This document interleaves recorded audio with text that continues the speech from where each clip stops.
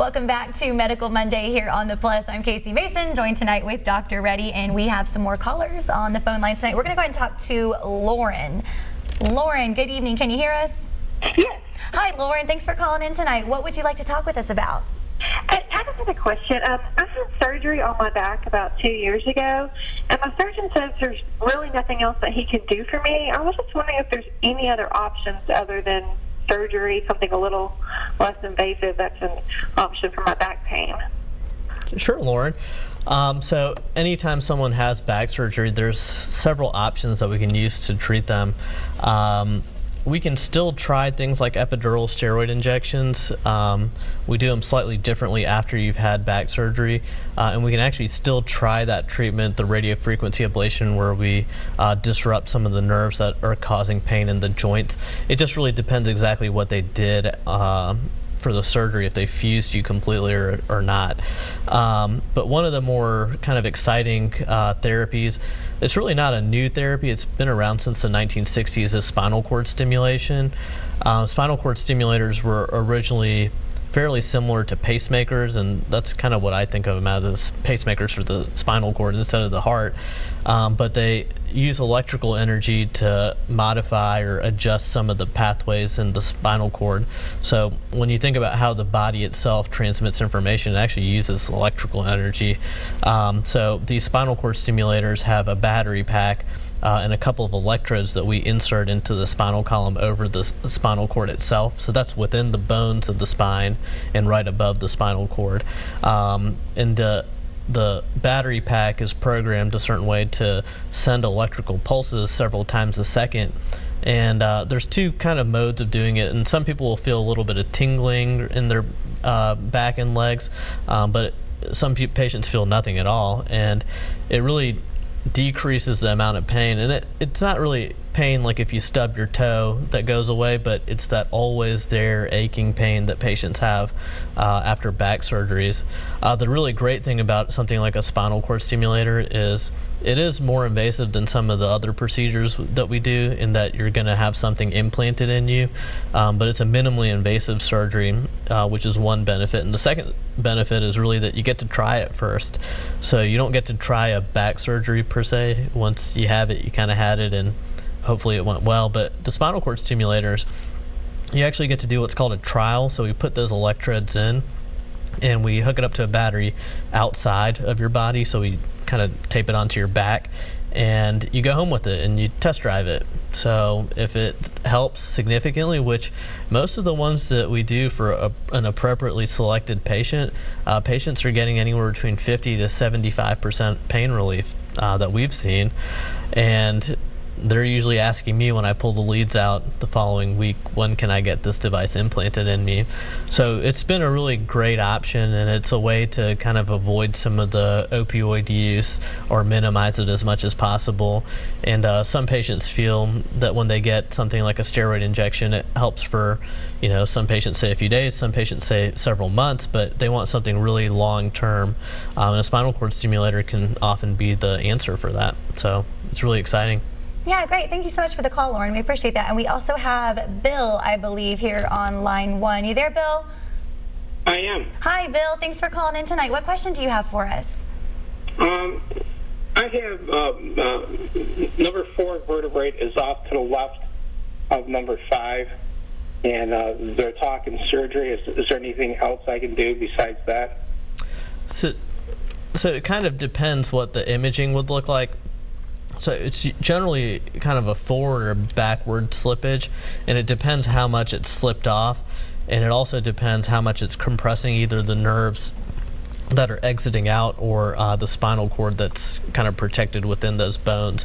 If there's really severe compression of the nerves and you have something like weakness or loss of bowel or bladder control, then oftentimes surgery is really the only option.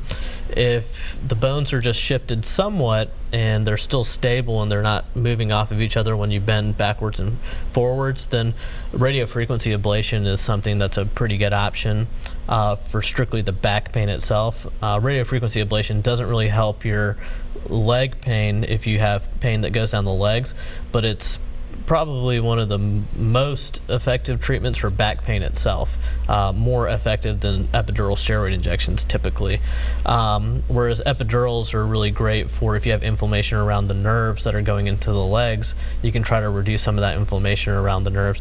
And if you just have arthritis from the shifting of the bones, sometimes we can do an injection into that joint where the two bones are kind of coming together at that L4 and L5 level.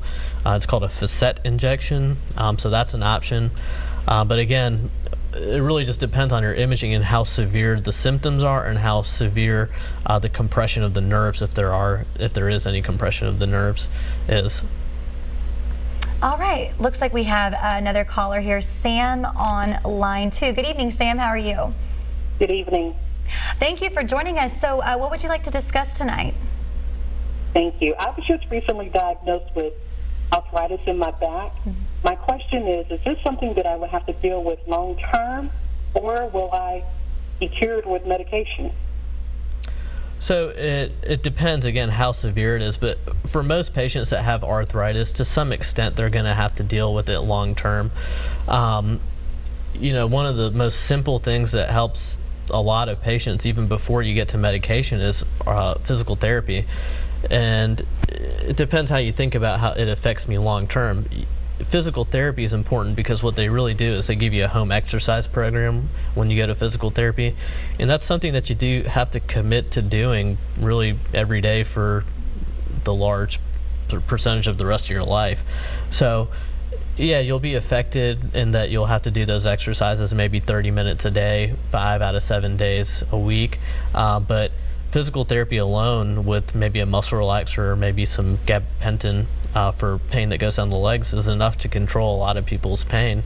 So the goal when you come to pain management is not that you'll always be completely pain-free, but to really ensure that your life is as functional as it was before your pain. So we don't want you to always be thinking about, well, I can't do that because my back's going to hurt, or I don't want to do that because my back's going to hurt and I'm going to pay for it later. So we want you to do the things that you enjoyed doing before you had pain, and that's kind of the principal way that we look at, you know, treating pain, is getting you back to doing the things that you want to do and need to do. So you may deal with pain here and there, but I think with physical therapy and some kind of conservative medications, if your arthritis is fairly mild, you may be able to have a really functional life where it doesn't bother you all the time. All right, great. You know, we appreciate those calls tonight. We really do. I hope we were able to help this evening. It's great that you call in here on our Medical Mondays. It's a really great show to hear free advice and expertise from a doctor. You know, doctor, we heard from both, important to note, both male and female tonight. A question I had for you, are men and women equally affected by back pain, or do you see it more in one gender opposed to the other? Typically, if you look at the patient population that we have, it seems like women are slightly more affected by it, but in general it's fairly close. And it depends what the cause of the back pain is. When it comes to injury, you know, it's really chance of what happened to who. But when you look at kind of degenerative change, some people have jobs that, you know, they have a lot of wear and tear on their back, so they may be more affected by pain. But I think to answer the question, it's pretty close to 50-50 from what we see. I was curious about that. You know, kind of situational, and also just kind of talking genetically back pain. What's your advice on that, or just keep an eye on something, for instance, scoliosis? Yeah. So right now there's no genetic markers that we typically look for or screen for when it comes to chronic pain, but you know, I think in time as pain management evolves, there's probably some genetic component to really all medical ailments these days. I don't know that it's, you know, a gene change that's going to cause you to have back pain, but are you more likely to have arthritis? A lot of times patients say everyone in my family has arthritis, so I think I'm more likely to have it, and they may have it, but at this point there's not specific genetic markers that we look for. Yeah, you know, we talk about men versus women, but here's another group of folks we may not think of when it comes to back pain or chronic pain: kids. Really kind of ironic timing here. A lot of folks are sending their kids back to school as we speak, this week and next. What about back pain in children? Yeah, So we don't treat as many kids at the practice I'm at now, but when I was in fellowship, we did treat children. A few of the things that we typically saw were backpacks that were too heavy, so that's something that should be a consideration. Obesity in children is also becoming a bigger problem these days, so that oftentimes was a big component of educating families on how to prevent back problems from being worse later. But typically kids don't have significant degenerative change in the spine. It's usually muscle spasm, things like that, so it's easier to fix, and kids tend to rebound a little bit better than adults do. So I'd say so. Yeah. And do they still do regular school checks for scoliosis? I remember they did that, you know, regularly as a kid growing up when I went to school. And is that still something they implement? They do. That's great. Keep an eye out for that, because I think that early detection it's very important, I would assume. Yeah, so a lot of times we see patients these days in a time period where there was no screening, and it gets worse and worse, and you see them when their curvature is pretty severe, whereas now when they're screening kids, they notice the problem much sooner before you have things like really bad chronic pain or respiratory problems.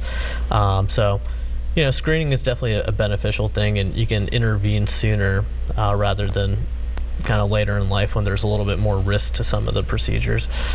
Let's kind of dive into more serious side of diagnosis. It's very rare, but serious cases, they can include things like infections and tumors, in some cases kidney stones. Yeah. Dive into that subject just a little bit, what you would like folks to know about that as you're detecting it, and just some advice maybe if you do get diagnosed with that.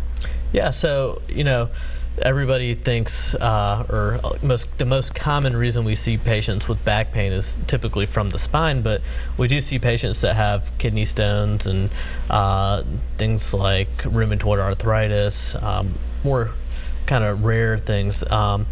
So really when it comes down to it, it's keeping a really good recollection of exactly what your pain feels like and what makes it worse and what makes it better, because when you eventually see us, we actually use that information to really kind of correlate your story with what all the diagnoses could be. And if there's more alarming symptoms like weight loss, fevers and chills at night, loss of appetite, trouble with urination, then those are more alarming symptoms that you really want to see your doctor for. And even back pain that's really persistent, you know, that can be something that's more alarming than just kind of the routine arthritis. So if it's something that in your mind is bothering you, it's worth getting checked out rather than just kind of letting it go on and assuming it's just, you know, muscle strain. Definitely, and you can go to the pain management group to get checked out. Well, we're going to go ahead and pause for another break. Keep it right here on The Plus. We'll be right back with more Medical Monday.